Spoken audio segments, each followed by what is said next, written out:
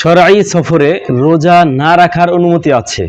আপনি যদি শরীয়তের বিধান অনুযায়ী আপনি মুসাফির হয়ে থাকেন, তাহলে আপনি চাইলে রমজান মাসে সেই দিন রোজা না রাখতে পারেন। কিন্তু এর অর্থ এই না যে সফররত অবস্থায় রোজা ভাঙা যায়।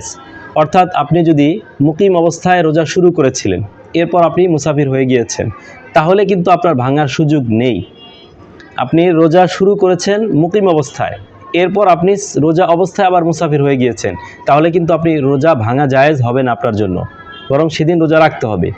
আর হ্যাঁ, আপনি সফর করেছেন, সফর এখন মুসাফির অবস্থায় আছেন, এই অবস্থায় আপনি চাইলে আগামীকাল রোজা নাও রাখতে পারেন।